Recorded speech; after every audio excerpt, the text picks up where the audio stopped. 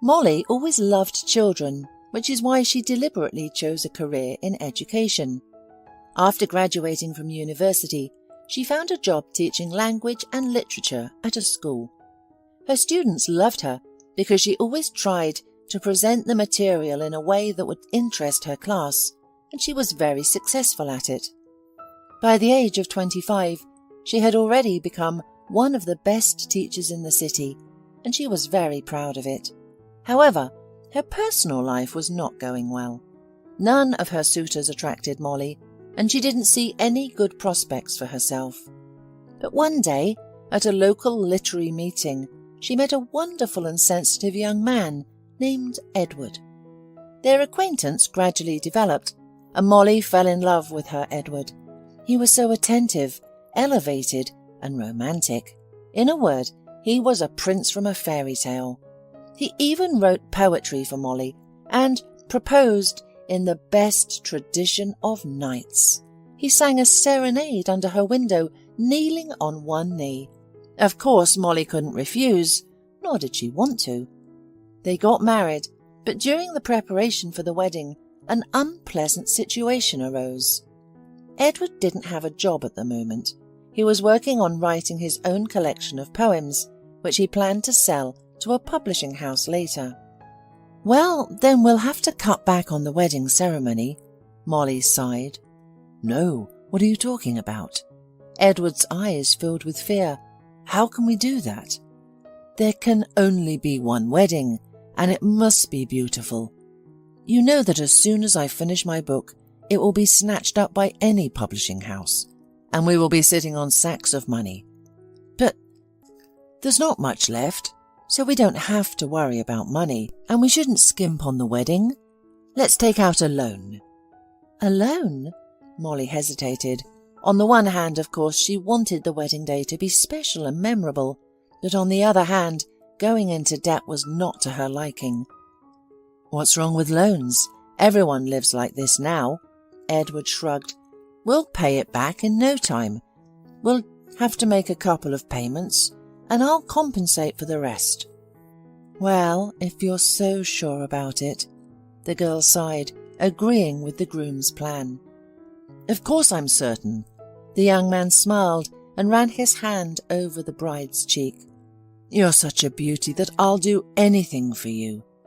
Molly was delighted, but she didn't think then that Edward was willing to do anything for her, but only at the expense of a loan in her name. After all, he didn't work, and no one would give him any money. So everything was decided. They had a lavish wedding and went into debt. Molly's relatives, of course, didn't support such an initiative and tried to dissuade her, but she already had a plan for the perfect wedding in her head. To all reasonable arguments, she insisted on one thing. "This is my wedding. Can't I afford to be luxurious once in my life?" No one could object, so the ceremony went as the bride and groom wanted. They were about to go on a honeymoon to the sea, but then the bank refused to give them a loan. So, instead of Greece, they had to go to Egypt. The tickets were purchased by relatives. Edward was unhappy that they couldn't visit Greece and grumbled throughout the entire vacation. Molly, on the other hand, tried to relax as much as possible. She understood that their newly formed family would only be held together by her fragile female shoulders for now, but reassured herself with the thought that it wouldn't be for long. When they returned home, Molly immediately went back to work. Edward moved in with his wife, as he had lived with his mother before and did not have his own place.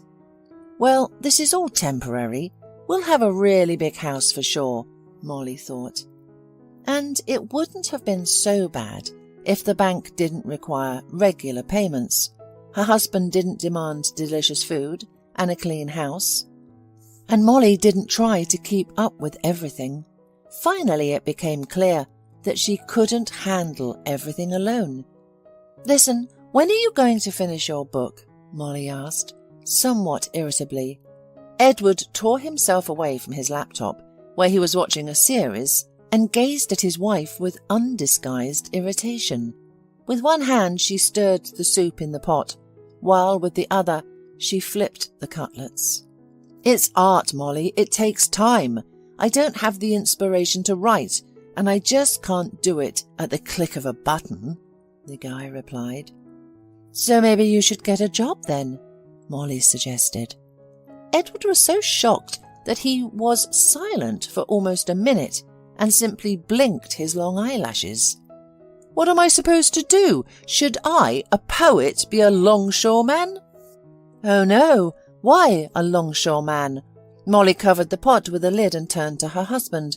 "For example, we have an opening for a teacher of fine arts." "I don't have a pedagogical education to work with children," grumbled Edward. "And besides, I don't recognize any art except poetry. And this children's scribble will only bring out more of it." "We have a private school. I think I can arrange for you to be accepted without a pedagogical education, at least for a couple of hours," continued the woman, ignoring his excuses. "You are, it seems, an art historian by education. I think this will be suitable for working as a teacher." "Do you even hear me?" the man exploded. "I don't want to look at these scribbles that your students can squeeze out of themselves, let alone evaluate them. I'm a poet, not an artist, and even if I were an artist, I simply couldn't stand the drawings of schoolchildren." "Everyone has to start somewhere," Molly calmly replied. "Children draw poorly, but you will be able to work and help me pay off the loan." "Oh, I see," Edward sneered. "You need money. Of course, everyone needs money. You don't appreciate love, care and tenderness." "You know what, Edward?" Molly exclaimed, throwing the spoon into the sink. "And where do you love and care for me? You could help me do something around the house for once. I work at school, clean at home, cook lunch, go to the store, and you just pretend to be busy." "I work!" Edward turned crimson. "Where is the result?" Molly crossed her arms over her chest and added with challenge. "If you're a poet, show me your latest poem." Edward fell silent and stared at his hands. Molly even felt sorry for him. After all, he was a creative, sensitive person. She knew who she married, so why shout now?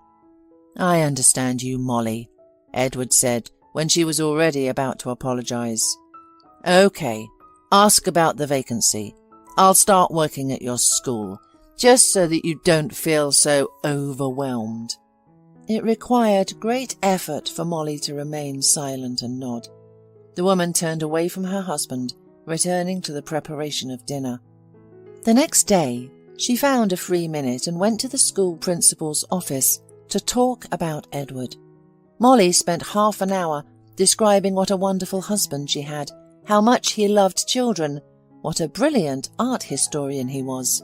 It didn't matter that he wrote poetry. He understood all the arts perfectly and would do great with the job. "I understand," replied the school director with a smile. "Children really need a good teacher. Of course, with education it would be even better. But our previous employee left 6 months ago. There was no one to teach drawing to the kids. Well, let's take a closer look at your husband. For now, we'll put him on a trial period of 2 weeks, and then we'll make it official."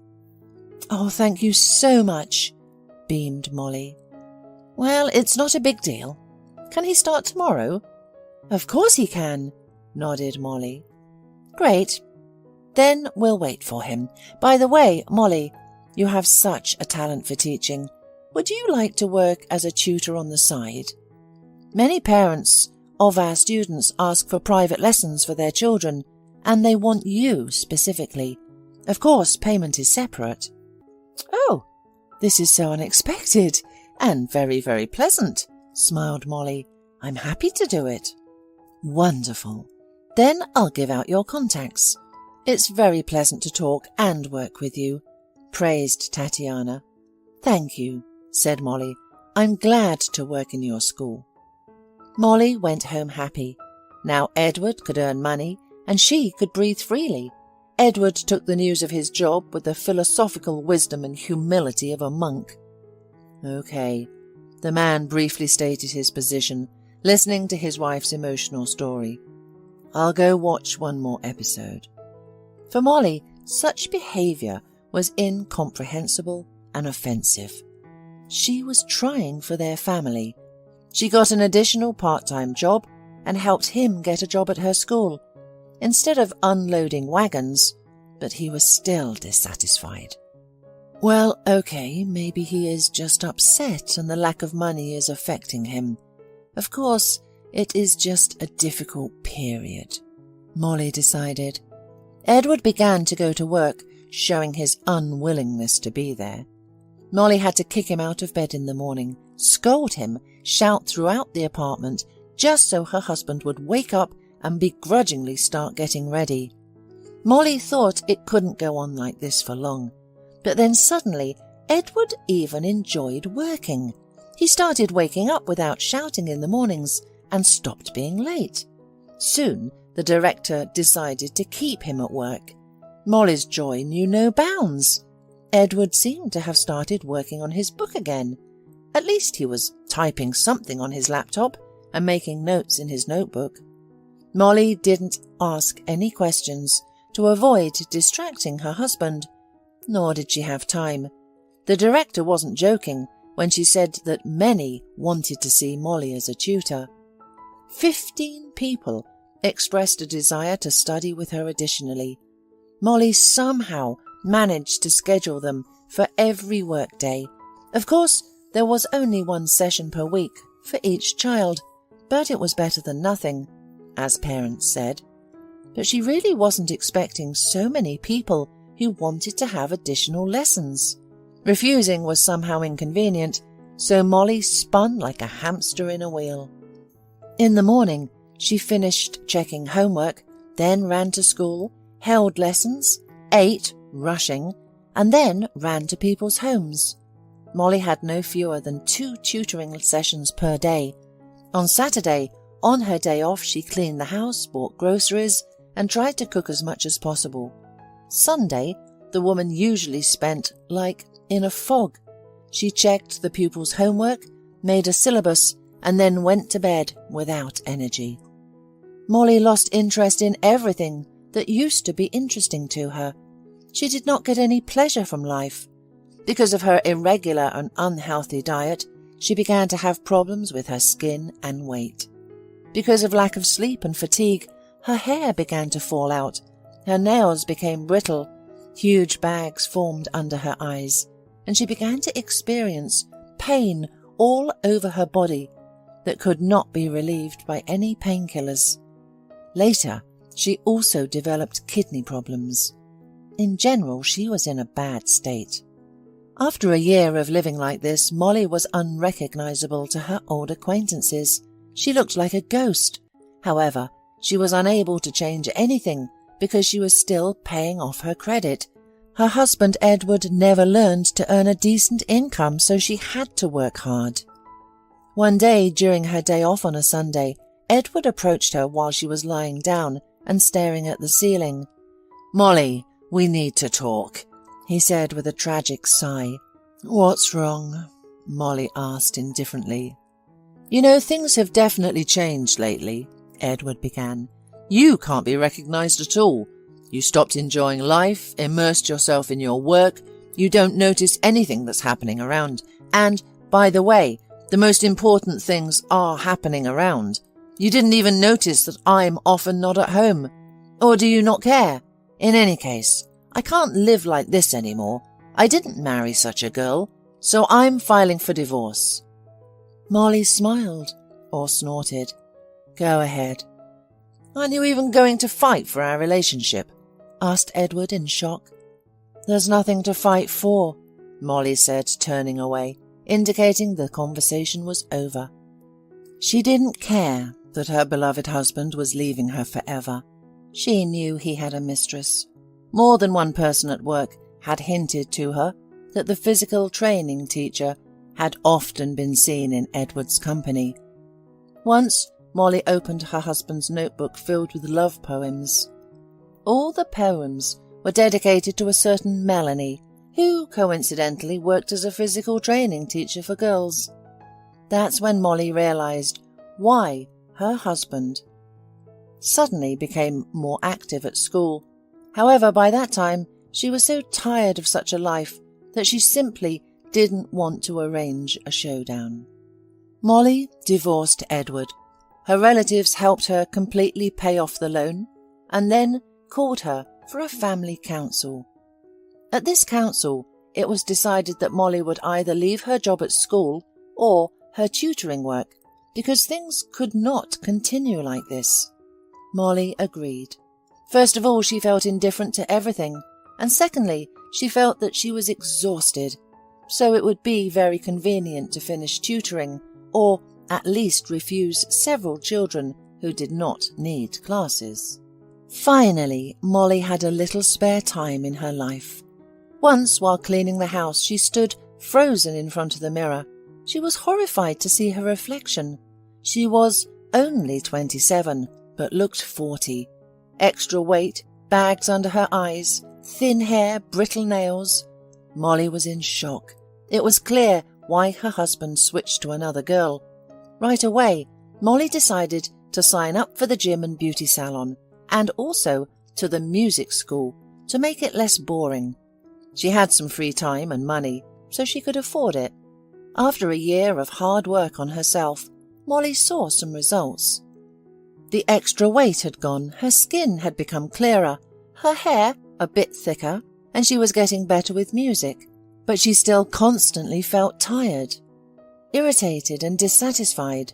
Nevertheless, this did not prevent her from meeting Michael.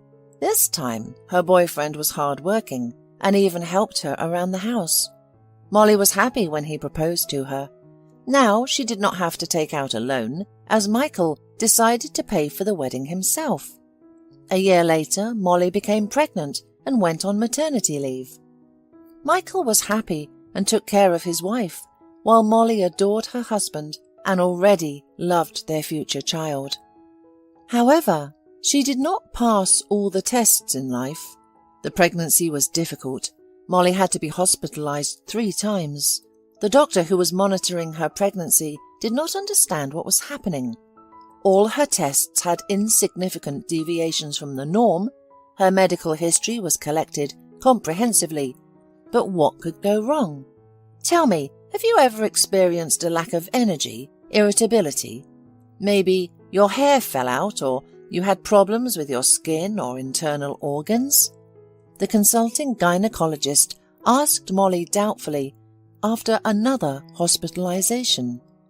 Yes, I have experienced that, the girl admitted, but at that time I worked a lot and my relationship with my ex-husband was worse than you can imagine, so I think it was all due to stress. Possible, but let's better visit a geneticist, suggested the doctor. Anything can happen and we don't need unnecessary risks. With the baby, everything is fine according to the ultrasound, but don't panic yet. I may be wrong. You just have an atypical course of pregnancy. Obstetrics and gynecology, is a strange subject. Not always everything is as in textbooks.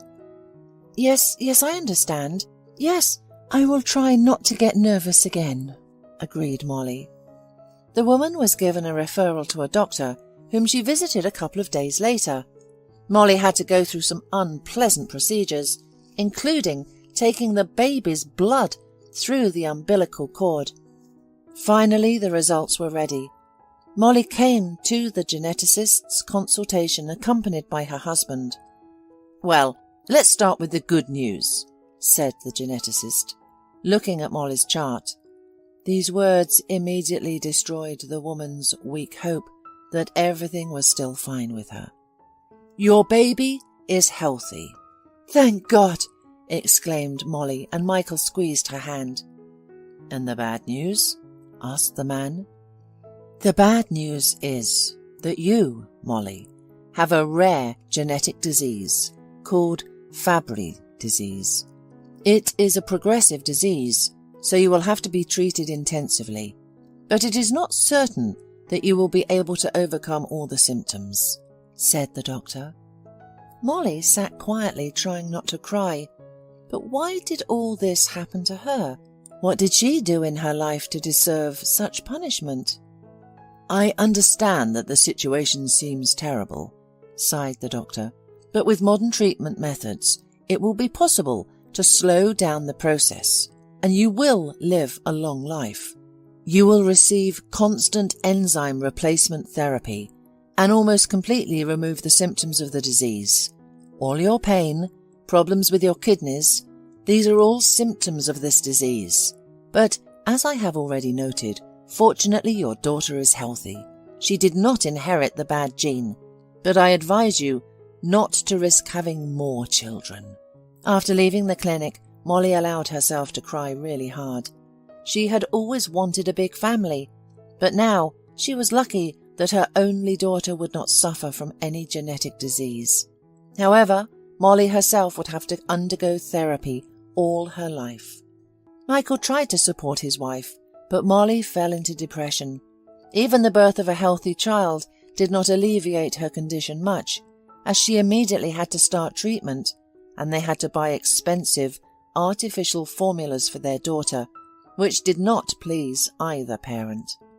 When their daughter Amy turned 1, Michael couldn't take it anymore.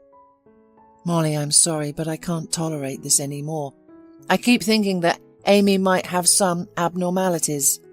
I just can't go through that. Forgive me." "Michael, no, please, not you." Tears appeared in Molly's eyes. "Forgive me," repeated Michael, covering his face with his hands. "Forgive me, but I don't want a family with defects." Molly didn't understand how she went through the divorce. If it weren't for her mother, who moved in with her daughter to help her with the child, Molly would not have coped. The woman lay and cried for days on end, and her mother had to take care of both Amy and Molly. Life was not just a difficult period, but literally the whole world turned into a huge black hole that sucked out the remnants of Molly's strength every second. And then Amy started having allergies, and they had to switch to more expensive baby food, which Molly's family simply could not afford. Molly had to return to work, but everything slipped out of her hands. Her beloved students did not recognize their teacher, and the director called Molly to the serious talk. "Molly, what's happening to you?" the director asked directly. "I'm just exhausted," Molly admitted. "If you're tired and can't handle the work, maybe it's time to consider a change of profession." "What are you talking about?" Molly couldn't believe her ears. The director sighed. "There are complaints about you. If they continue, I will have to fire you.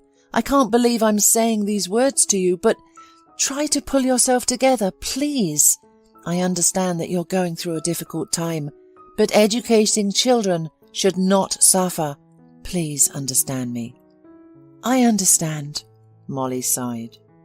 When she left the director's office, tears rolled down her cheeks. That same evening, Molly went to her mother's house. She wanted to be in an environment that did not remind her of her own life. Molly remembered her childhood. It seemed that just yesterday she was running through those rooms and playing hide-and-seek with her mother, and now her mother was sitting with her daughter and waiting for Molly's return. And now she had an incurable disease, and again has to go through a course of IVs with medicine. The woman bit her lip to keep from crying and went to the old piano, which was something of a family heirloom. Molly's soul was tormented by the pain, which she poured out on the keys, playing her own melody. After finishing playing, she sat at the piano for a couple of minutes, reconciling herself to her fate. There was nothing she could do. She had to get treatment and return to this nightmare where there was no money, no love, no hope. Although, why no love? Molly shook herself. Amy, her daughter, gave her strength and made her mother live for her. And if it weren't for her, Molly's thoughts were interrupted by a knock on the door. The girl flinched with surprise, but went to open the door. "Who's there?" asked Molly from behind the door. "Excuse me, I'm your new neighbour. I recently bought a flat here," a man's voice said.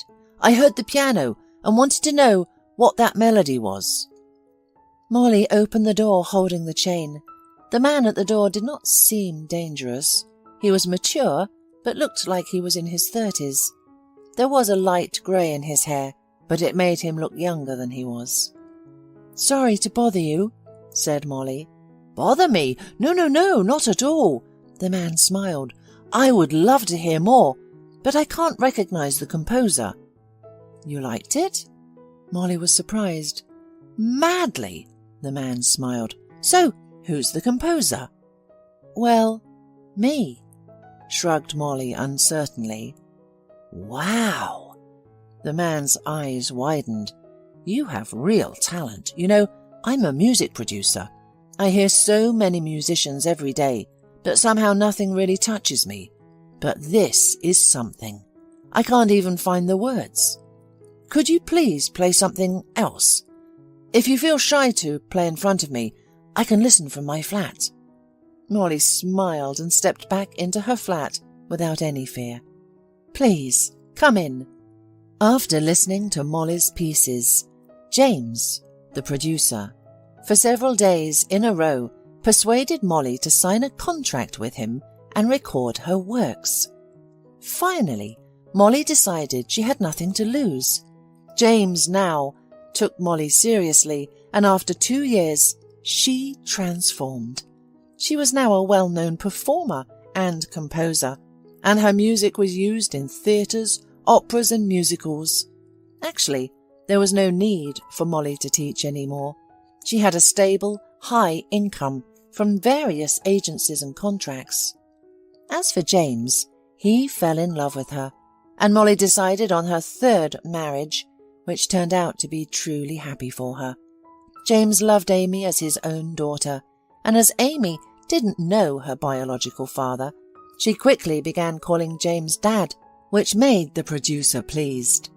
Since then, Molly lived happily and practically stopped feeling uncomfortable with taking pills and receiving infusions.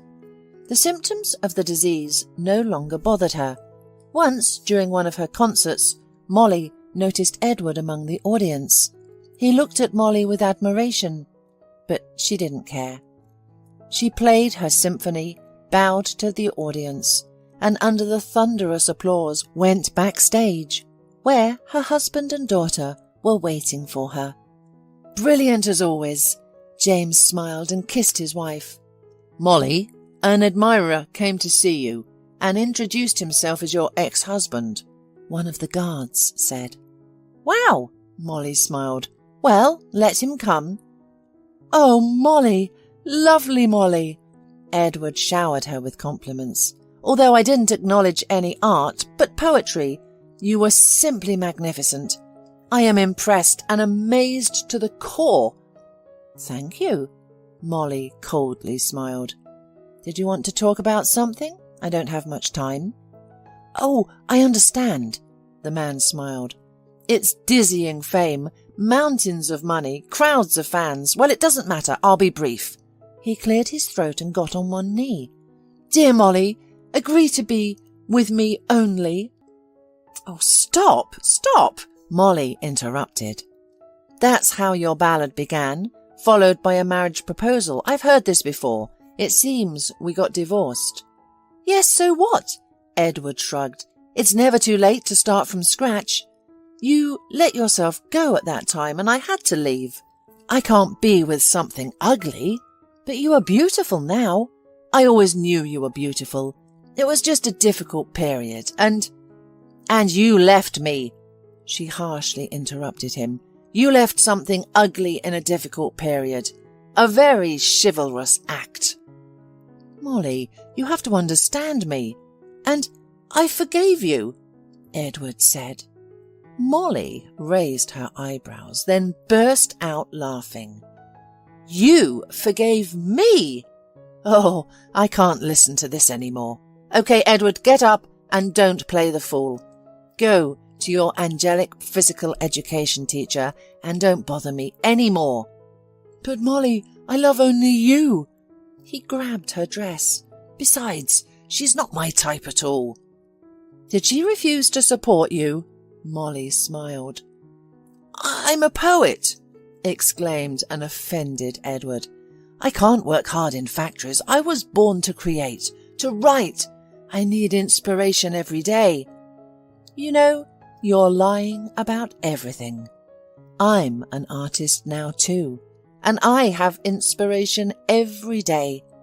It's my beloved husband and my beloved daughter, and a person like you need only to be supported and allowed to do nothing. I would never have married you if I had better understood your nature. Let's end it here. All the best to you." "Molly!" Edward exclaimed, trying to run after her, but James blocked his way. "Okay, enough of this circus. Get out of here, or else I'll call the police and send your gentle poet's soul to jail for harassment. Imagine the clientele of that place." Edward quickly gave up, trying to get Molly's attention, and left the backstage as quickly as he appeared. "You had terrible taste," James grinned. "Well, I'm glad I've improved it." Molly smiled and kissed her husband.